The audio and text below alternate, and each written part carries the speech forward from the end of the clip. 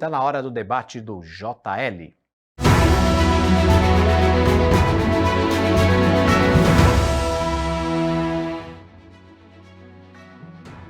Vamos falar a respeito do fim das saidinhas. Será que essa medida vai diminuir a criminalidade no país? Pois é, sessão da lei das saidinhas pelo presidente Luiz Inácio Lula da Silva, acompanhada pelo veto parcial, evidencia os desafios enfrentados na busca por um equilíbrio entre segurança pública e direitos humanos na política criminal brasileira. Enquanto as restrições nas saídas temporárias são vistas por alguns como necessárias para conter a criminalidade, outros alertam para os riscos de violação dos direitos dos detentos e a falta de eficácia das medidas punitivas. Para a gente entender o assunto, eu recebo no estúdio do JL o jornalista Edson Carpentieri. Boa tarde, Edson. Boa tarde. Tudo bom? Seja bem-vindo ao JL. Também o professor e pesquisador Guilherme Prado. Tudo bom, Guilherme? Boa tarde. Obrigado Tudo bem? pelo convite. Boa tarde. Seja bem-vindo mais uma vez. E neste contexto é fundamental analisar os impactos das novas regulamentações nas saídas temporárias, considerando suas implicações na segurança, na dignidade humana e na redução da reincidência criminal. Então eu quero saber dos senhores, como vocês analisam essa questão? Eu vou começar pelo Edson. Boa tarde, Edson, mais uma vez. Boa tarde, Tiago. Boa tarde, Guilherme. Boa tarde a todos que nos acompanham. Prazer estar aqui no Jornal da Litoral. Eu acho que a questão da saidinha é apenas uma pequena parte de um grande problema. O efeito prático é pequeno em termos de criminalidade, mas é muito importante na sensação de fim da impunidade, ou do começo do fim da impunidade. Porque é inacreditável, é inadmissível que alguém que mandou matar os pais possa sair no Dia das Mães, matou a mãe e sai no Dia das Mães como benefício. Então, o que precisa mudar no conceito brasileiro, que eu estudei sobre o assunto, principalmente na Europa, o sistema de justiça ele visa garantir fundamentalmente os direitos da vítima. No Brasil, a gente procura mais defender os direitos do criminoso. Não é essa a questão. Eu acho que a grande questão, nós temos que mudar tudo. Para começar, as cadeias hoje estão cheias de pessoas que cometeram pequenos delitos. Pequeno delito não tem que ir para a cadeia. Ir para a cadeia é quem matou, estuprou, assaltou a mão armada, cometeu crime violento. Pequenos delitos você resolve com um serviço social. Você condena a pessoa a prestar serviço social. Reincidente, vai para a cadeia. Não pode botar quem cometeu um pequeno delito numa cadeia que ele vai sair um grande criminoso. Então, eu acho que tem que mudar tudo, mas a proibição da saidinha eu acho positiva para passar à população, começamos a resolver a questão da impunidade. Não é possível que grandes criminosos possam sair e cometer outros crimes. Guilherme, como é que você vê essa questão? É um bom tema e uma polêmica muito grande. Ela está recheada de um discurso punitivista e, em boa medida, oportunista também, além de ser uma ignorância estatística muito grande, Ela não tem incidência nenhuma no impacto sobre a criminalidade ou a violência no Brasil. Por quê? Quem tem o acesso à saidinha, dita saidinha, já está em regime semiaberto. Então, é menos de 20% da população carcerária que está dentro dessa população que, de fato, pode ter a saidinha. E dentro dessa população, desses menos de 20%, 95% retornam aos presídios. Então, na verdade, toda política pública que tem 95% de eficácia, na verdade, é muito eficiente. Na verdade, esse processo de ressocialização é onde acerta o sistema prisional brasileiro, que é péssimo. Então, se você está fazendo uma política pública, um debate nacional de ódio, polarizado por um neofascista que foi o relator, que é da família Bolsonaro, quando você faz um PL dizendo que vai resolver a criminalidade focando em 5% dos que não cumprem direito à saidinha, na verdade você está sendo um populista, sendo que 95% de fato retornam ao presídio. Então a gente tem que perguntar duas coisas. Serve ao combate à criminalidade e por que isso está sendo colocado nesse momento de polarização política e de muito oportunismo eleitoral também? Você não acha que não tem um anseio da população em relação a isso? Existe um anseio da população, só que é muito contra-intuitivo. Por que uma pessoa que não vai poder sair para ver sua família, ela vai se comportar dentro do sistema prisional? Isso vai ter, na verdade, o efeito oposto e um caos muito grande. E isso beneficia a polarização política da milícia que está aí cada vez mais entrincheirada no Estado brasileiro. Então, na verdade, para que a pessoa, a saidinha e o regime semiaberto, que deveriam ser, na verdade, melhorados, eles servem para ressocializar as pessoas aos poucos. Então, em última, a gente está favorecendo um discurso que fala, vamos soltar as pessoas de uma vez, elas vão ser testadas de volta à sociedade. Na verdade, você vai ter um aumento, muito provavelmente, da criminalidade com essa medida. Edson, qual é a sua visão a respeito? Eu vou discordar bastante do ponto de vista, com todo o respeito do Guilherme. Primeiro que não é verdade que só sai quem pode sair. Saiu um sujeito que tinha 2 fatos recentes. Saiu um sujeito que tinha matado uma moça em 2019, uma ex-mulher. Saiu, ele não podia, crime hediondo, matou uma mulher. Saiu numa saidinha e matou outra mulher. Portanto, não era um cara inocente, não era um cara que não era perigoso. E segundo, um outro caso que tinha cometido um crime, saiu e matou um policial em Minas Gerais. Também, então, são dois exemplos de absurdo. Então, eu acho que esse negócio de esvaziar, a cadeia não devia nem estar lotada. Gente que cometeu, insisto, quem cometeu pequeno delito tem que ir direto para um tratamento de ressocialização, mas fora da cadeia, entrou na cadeia, vira bandido. Então nós não temos que lotar a cadeia, temos que lotar a cadeia para bandido perigoso, ou aquele que insiste em praticar o pequeno delito. Temos caso aí, eu vi outro dia, de um sujeito que ele roubou 80 vezes celular, 80 vezes, foi preso, 80 vezes. Era preso, ia para a delegacia, soltava no mesmo dia, voltava para o mesmo lugar 80 vezes. Esse tem que ficar preso. Agora, roubou uma vez, serviço comunitário, vai tentar impedir que lote as cadeias. Então, bandido perigoso tem que cumprir a pena integral. Não tem que amaciar para bandido criminoso que entra na sua casa, mata tua mãe, tua mulher, os teus filhos, estupra. Esse não tem pena e tem que ser pena dura. É 30 anos no mínimo. Não tem que aliviar para assassino, criminoso, cruel. Agora, os pequenos delitos, esse sim, tem que ter chance de mudar de vida. Esse nós defendemos. Os direitos humanos deviam focalizar em quem cometeu pequenos delitos. Todo mundo tem direito de errar e tem direito a uma segunda chance. Agora, criminoso, cruel, é cana dura e não tem moleza. Guilherme, como é que você vê isso aí? Falta um pouco, eu gosto muito do Edson, mas eu acho que faltou um pouco de coerência na fala, porque se você está falando que aquele criminoso violento tem que ficar na cadeia, de fato ele tem que ficar. E ele faz parte dos 5%. Os 5% que não voltam para a cadeia são aqueles que estão errados e que tem que ter um processo de filtragem muito melhor nessa questão. Agora, você vai punir os outros 95% por causa dos 5% que, de fato, essa política pública ainda não tem sucesso em ressocializar? Então não faz muito sentido. Mas isso se dá por causa da popularidade de um discurso punitivista na população brasileira, né? Se a gente quisesse arrumar a criminalidade no Brasil, a gente ia pensar que 50%, cerca de 50% da população que está presa no Brasil, ela não cometeu um crime violento. E ela está lá para servir um sistema que vai favorecer, na verdade, os 2 pilares da criminalidade do Brasil, que é o tráfico de drogas e as milícias, que, por exemplo, no Rio de Janeiro mostram que tem um poder cada vez maior na sociedade brasileira. Então, esse caos que vai ser instalado com esse tipo de medida só favorece o aprofundamento disso tudo. Veja bem, então é muito oportunista pegar casos isolados para poder fazer uma política pública que, na verdade, vai retroceder e aprofundar uma política de punitivismo no Brasil. O Brasil, desde os anos 2000, triplicou sua população encarcerada, e majoritariamente negra. Então, tem uma coisa que não está dando certo, e a gente tem que falar, na verdade, da descriminalização e a regulamentação das drogas, se a gente quiser fazer algum papo sério sobre a questão da violência no Brasil. Como é que você vê nessa visão do Guilherme? Eu acho que, Guilherme, a vida é feita de exemplos. Se passar para a população brasileira a questão de que não existe lei nesse país, que não existe justiça, é o fim. Aí viramos o caos, viramos terra de bang bang. Então, se o criminoso foi condenado, ele tem que cumprir a pena. Cadeia não é spa. Tem que cumprir. Ele foi condenado, ele tem que cumprir a pena.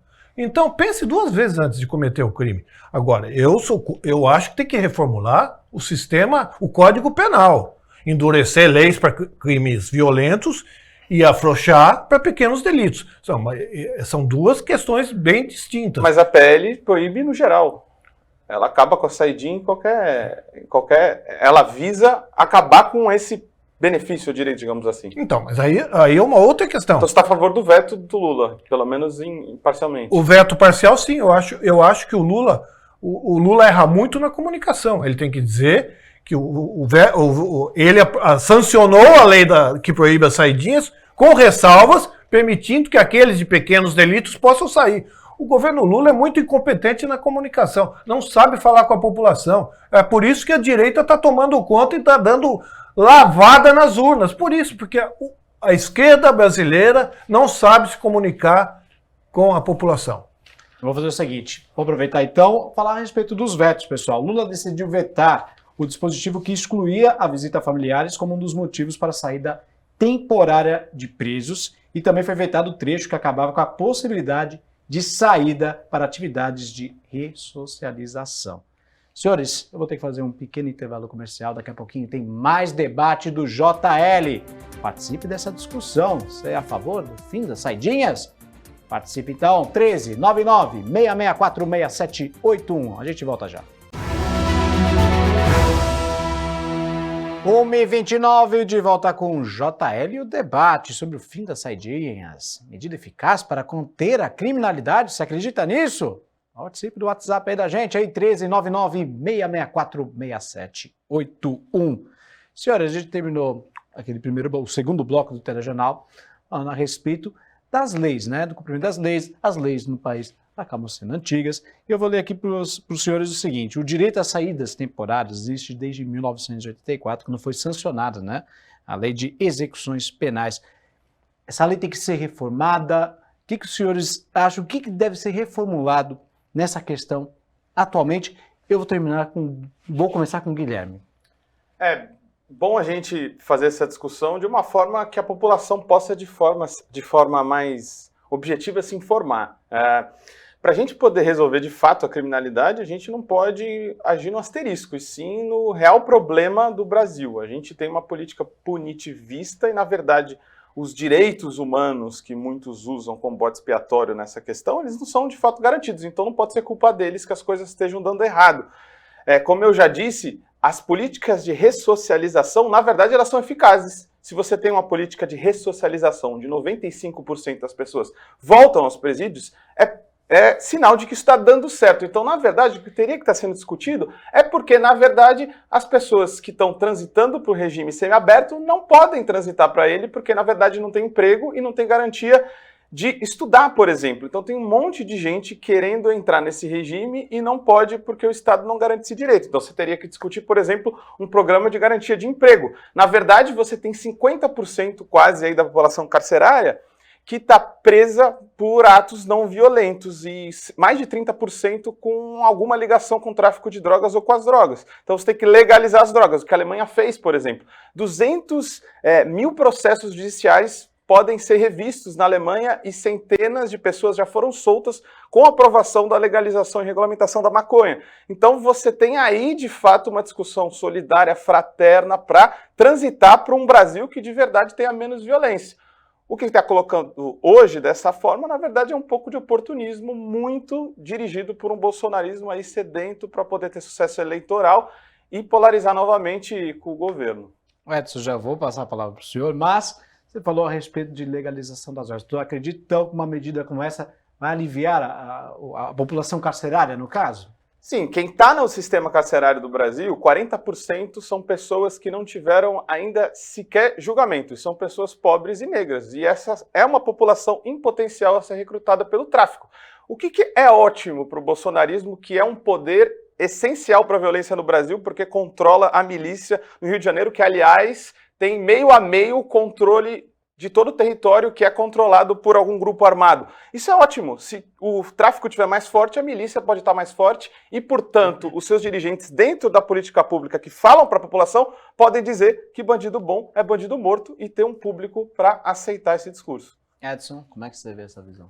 Eu tenho uma visão, eu tenho mais concordância do que discordância com o Guilherme, né? Por exemplo, contra a legalização, a descriminalização das drogas, eu sou a favor. Porque a repressão não deu certo no mundo inteiro. Eu vou dar como exemplo a lei seca nos Estados Unidos. As bebidas álcool, cachaça, uísque, vinho, cerveja, se você consome em excesso, são drogas. São drogas que fazem até mais mal do que a própria maconha. E os Estados Unidos tentou proibir e não deu certo. Então a proibição só favorece o traficante. Em primeiro lugar, só isso. Você se combate o uso das drogas com informação, falando, faz mal para a sua saúde. Foi assim que foi feito com o cigarro. Reduziu como o tabagismo? Informando a população que provoca infarto, impotência, câncer.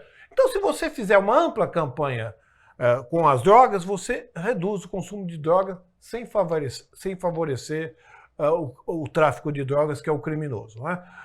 Com relação à saidinha, que é a questão principal do programa de hoje, repito, sou a favor da proibição de saidinhas para crimes hediondos. Quem cometeu crime com violência, sequestro, estupro, assassinato, fora disso, pequenos delitos, eu acho que é justo que tenha saidinha, que, aliás, foi uma lei criada durante o regime militar. Os militares criaram essa lei. Precisa ficar bem claro isso. Posso fazer uma pergunta, Edson, para você? Não. Se você é contra a saidinha para crimes hediondos, por exemplo, uma pessoa que assassinou alguém, você, então, portanto, é a favor que essa pessoa seja direta, solta na sociedade, portanto, não ter uma forma de avaliar qual o comportamento dela de forma gradativa, sendo devolvida à sociedade. Ou você é a favor de prender ela para sempre?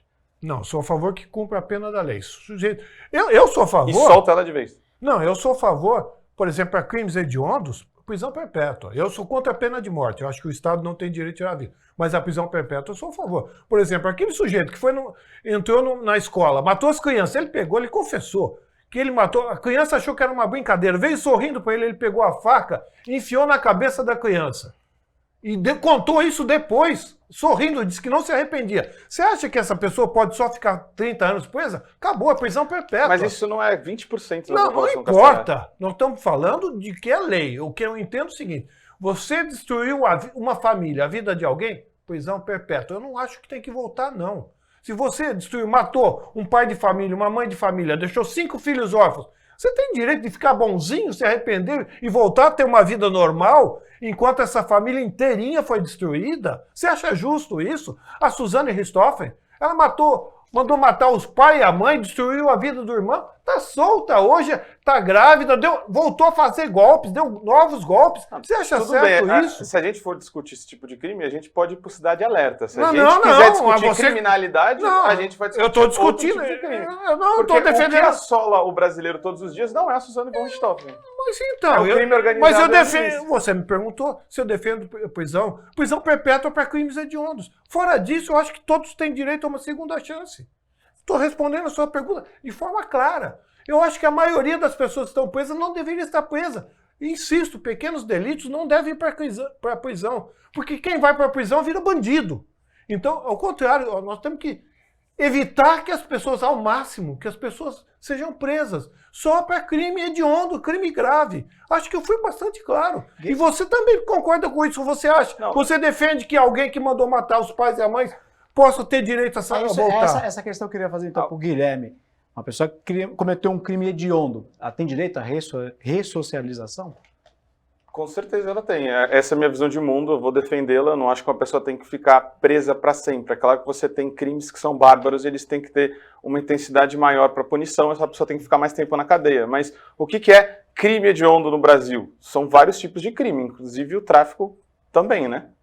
E isso é um grande problema, porque o sistema carcerário brasileiro é cheio de gente envolvida com tráfico e que não precisaria nem estar lá. Agora, eu acho que são duas coisas essenciais para a gente poder mudar a violência no Brasil e o sistema carcerário. É garantir que as pessoas não vão para a prisão e, se elas forem, garantir que elas não voltem para a prisão. E garantir que elas não voltem para a prisão é só garantindo medidas de ressocialização de fato fortes. Garantir emprego para elas, que elas possam voltar a estudar e que elas possam, de fato, ter uma filtragem para ver quem pode ir para a rua, porque, de fato, o criminoso que matou o policial que desencadeou toda essa discussão, ele não deveria ter sido solto, mas isso é um problema da ordem do judiciário e não em si das leis, e não em si da saidinha, e não em si do relaxamento, e não em si do regime semiaberto. O que a gente está caminhando aqui para o Brasil é para falar que as pessoas têm que ser cada vez mais encarceradas e esses regimes de ressocialização têm que ser diminuídos, quando na verdade eles são uma das poucas coisas que são necessárias e importantes no sistema penitenciário brasileiro. Aí está a nossa grande discordância. Você acha, por exemplo, eu acho que esse sujeito que invadiu uma escola, matou um monte de criança, enfiou a faca na cabeça da criancinha que foi abraçá-lo, não merece voltar para a sociedade. Você acha que merece? Eu acho que não. Tudo bem, Vidas destruídas. A Suzane Richthofen não deveria voltar. Destruiu a vida do pai, da mãe, do irmão. Você acha que ela tem direito? Não tem. Eu não sou especialista nesse tipo de crime. Mas você disse que é a favor de que voltem. Você disse que é a favor de que voltem. A minha discussão, o que eu proponho a discutir é como diminuir a criminalidade no Brasil. Bom, mas se você quiser discutir a Suzane von Richthofen, isso é bom para o Netflix, para o Cidade Alerta. Não. Mas para o grosso dos crimes e do que assola a população, a Suzane von Richthofen não tem relevância alguma. Tem relevância porque passa o exemplo. A vida é feita de exemplos, insisto. E você, eu concordo com você na questão dos pequenos delitos, estamos plenamente de acordo. Agora, a sua mentalidade é de defesa do bem-estar do criminoso, a minha é de defesa do bem-estar da vítima. Eu acho que a vítima, em primeiro lugar, tem os direitos da vítima. Sempre defendi os direitos humanos, sempre, e vou continuar defendendo, para todos, inclusive para o criminoso. Não acho que tem que ser torturado. Mas o criminoso tem algum direito garantido? Não, tem que ter o tratamento digno na cadeia.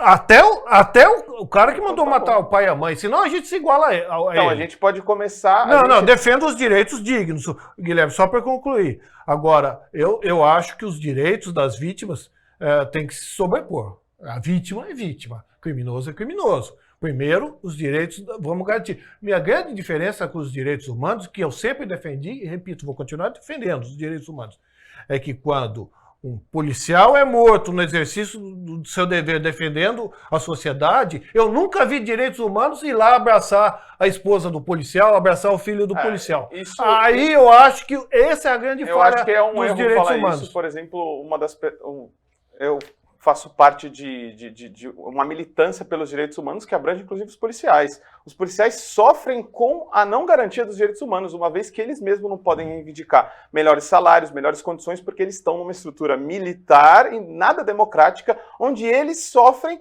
a própria consequência desse sistema. São pretos matando pretos, policial preto matando pessoas pobres e pretas. Então, na verdade, a gente não garante nenhum direito humano. E é exatamente por isso que as coisas estão como estão. A melhor forma da gente começar a mudar as coisas é democratizando a polícia, por exemplo, garantindo direitos a elas. Ganha muito mal o PM, então ele é quase que compelido, às vezes, a fazer atividades econômicas por fora da sua essencial, porque não tem como sustentar a família daquele jeito. E aí a gente não pode ser moralista. Esse papo é moralista, de focar com pinça em casos isolados, que são péssimos. Eu sou contra, eu sou a favor da vida em qualquer instância, mas pensar coisas e colocar e antagonizar dessa forma a polícia contra os direitos humanos, inclusive, eu não acho nada inteligente. Na verdade, eu acho que uma polícia democrática e que tenha compromisso com essa ressocialização só tem a ganhar com a garantia dos direitos humanos, e não o contrário.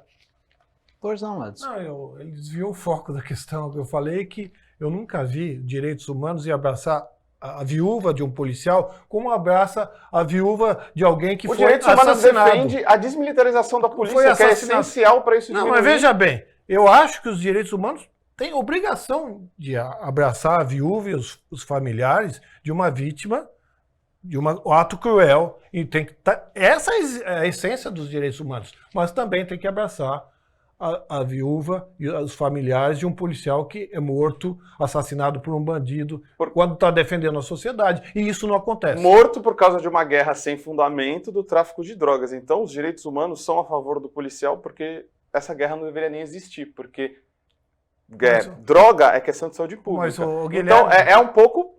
Você está fazendo um discurso de que os direitos humanos não defendem os policiais. Pelo contrário, quem mais defende os policiais é os direitos humanos. Direitos humanos são para todos. Eu pergunto, você que participa você já viu os direitos humanos ir num velório e abraçar uma viúva, oferecer ajuda psicológica? O Marcelo Freixo, se vocês fizeram, não avisaram a população, erraram na comunicação. Isso porque claro, né? Aí a mídia hegemônica se beneficia de toda essa estrutura. Se você entender a ascensão, por exemplo, do Marcelo Freixo, que foi uma das grandes discussões sobre direitos humanos dentro da esquerda, ele foi um dos grandes parceiros dessa discussão junto das polícias. Eu tenho grande admiração pelo Marcelo Freixo. Então, você está informado sobre isso? Não, eu tenho grande admiração, só acho que a esquerda não sabe se comunicar com a população. população. Aí eu acho que você não está errado. Senhores, então dessa forma, concordando no final, agradeço a participação de vocês. Edson Carpentieri, muito obrigado por participar do debate. Obrigado. Guilherme Valeu, Prado, obrigado. Obrigado mais uma vez. Falamos a respeito do fim das saidinhas. É claro que o assunto é amplo, a gente acabou estendendo para alguns outros campos, mas o assunto foi muito bom, o debate foi muito bacana. Espero que tenha sido esclarecedor para você. Amanhã tem mais debate. Até mais. Tchau, tchau, gente.